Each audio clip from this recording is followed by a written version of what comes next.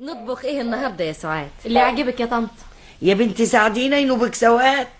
تحب نعمل لك كوسه ودمعه وشويه رز؟ اللي يعجبك يا طنط عن اذن. والنبي انا بقول يا ستي بلاش طبيخ النهارده ونعمل حاجه فاضيه، ده حتى الخضار غالي موت الايام دي. ان كان علي انا طبق بصاره يكفيني واحمد ربنا واشكر فضله. تستاهل الحمد. انما سعاد نرضيها ازاي؟ وهو يعني ست سعاد بتاكل من طبخنا يا ستي؟ ما هو كل يوم والتاني تبعت تجيب حاجه من بره وتاكلها، وبقى لها على كده شهور. يا وهيبه هي عملتها غير مرتين ثلاثه؟ يمكن طبيخ ام وهيبه ما بيعجبهاش، والنبي انا محبم عليا انها تطبخ هي بنفسها وتريحني شويه. ما دام ما بتحبش تدخل المطبخ مش ضروري نغصبها. هي حره يا ستي. يو خارجه اهي، مش قلت لك يا ستي؟ يلا بقى كفايه يا بنت، اخرجي خلينا في الباب. حاضر. بخلي بالك من حمد. من عينيا يا ست. وبتقفل اوضتها كده بالمفتاح، خايفه من مين؟ ملناش دعوه يا وهيبه، هي حره. سعيده يا طنط. سعيده يا بنتي. على فين كده؟ رايحه لواحده صاحبتي. طب مش تقولي لنا قبل ما تخرجوا نطبخ ايه النهارده؟ نفسك في ايه نعمله يا لي؟ طنط ما قلت لك اطبخي اللي يعجبك. ليه يا بنتي؟ هو انت ناويه تتغدي بره؟ يمكن. وقلت لسامي الحكايه دي؟ وهقول له ليه يعني؟ هو كان مهتم بيا لما هقول له؟ سعيده بقى لحسن انا اتاخرت. يا اختي انا الحاله دي ما بقتش عجباني ابدا. وتخرج من ورا جوزها يا ستي كده وتسيبيها؟ وهعمل لها ايه يعني اذا كان هو سكت لها وسايبها تتصرف زي ما هي عاوزه؟ ويعني لو عرف سامي انها خرجت من وراه مش برضه يزعل يا ستي؟ لا يا اختي بيعرف ويسكت ولا يقدر يفتح بقه بحاجه، هو اللي هيخسرها ويخليها تركبه وتهز رجليها. ايه بكره شوفي يا وهيبه، وهو فيه راجل يسيب مراته كده تخرج زي ما هي عاوزه وتخش زي ما هي عاوزه؟ ايه ربنا يصلح الاحوال. اما هو ما نشيل صينيه القهوه. ما قلتليش نطبخ ايه النهارده؟ اسمعي، ها تجيش نذبح الارنبتين اللي عندنا ونعمل عليهم ملوخيه؟ اي والله واحنا ناسينهم ليه؟ دول ذروات المطبخ بقالهم اسبوع وزياده. طب استني لما اجي امسكهم معاكي.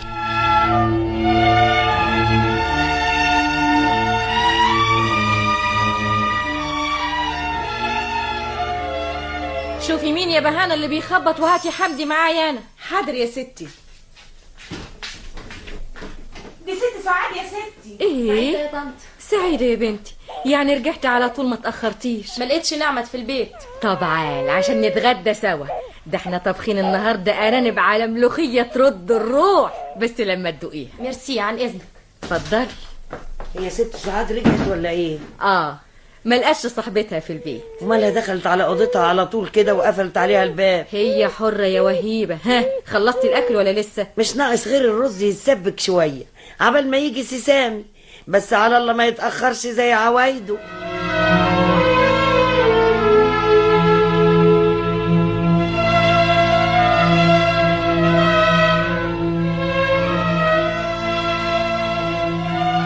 سعيدة يا موهبة. سعيده يا حبيبي. سعيدة يا ماما. سعيده يا ابني. سعيدة يا سوسو. سعيده. والله اشمعنى قافلة عليك الباب وقاعدة لوحدك؟ بره دوشه. امال فين حمدي؟ مع ست.